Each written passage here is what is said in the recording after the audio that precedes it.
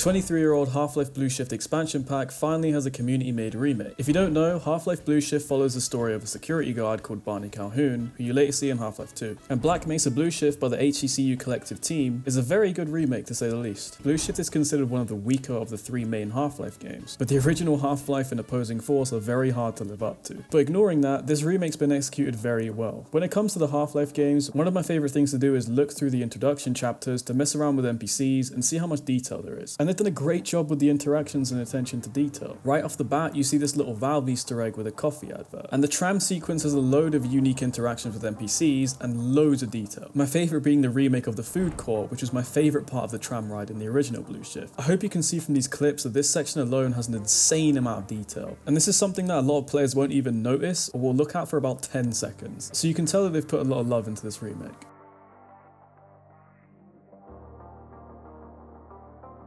And once you get to the science facility, there's so many NPCs that all have their own unique set pieces and dialogue. Like these people trying to fix a computer and getting mad at each other. Can someone get me some lettuce to try this? What? Oh my stars! Well, shit. Or this guy sleeping in a security room. Or my favorite, this scientist getting progressively more and more annoyed the more you slam her laptop down.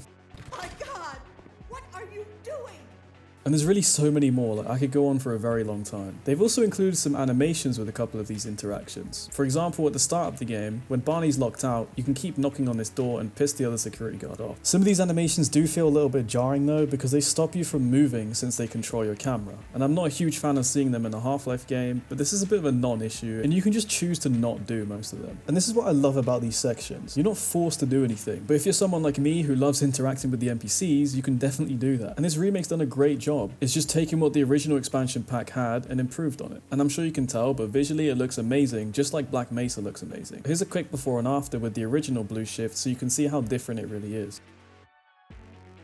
And not only is it more visually interesting, but the NPCs make it feel a lot more alive and like an actual workplace. Can't answer my mail. I haven't even been able to get into my office. I know, sir, I know. We're doing everything we can to get the problem under control.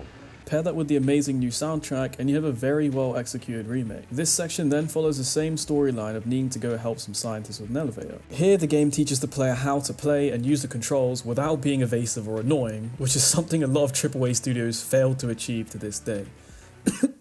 They also did this a bit before very cleverly with an interaction where you have to pass someone their screwdriver back. Good God, man! How's it hanging? Hey buddy, can you grab that screwdriver for me?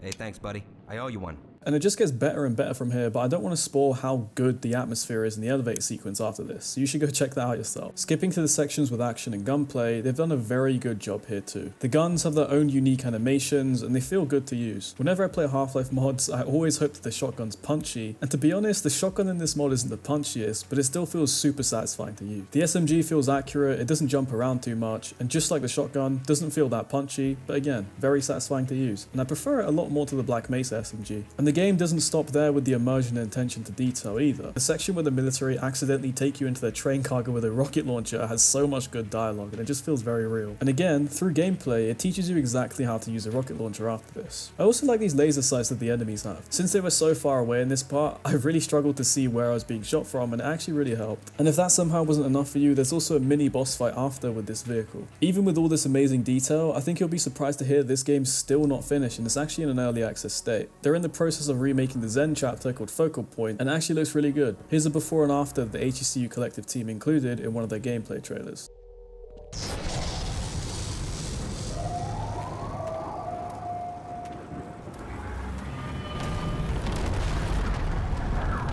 The release chapters are super polished, so I'm very excited for Focal Point. And this is a very brief overview of how amazing this remake is. I just didn't want to spoil too much of what's going on in the game, because this is really something that people should try for themselves. But yeah, I hope you enjoyed this little overview, and if you feel like it, check out some of my other videos.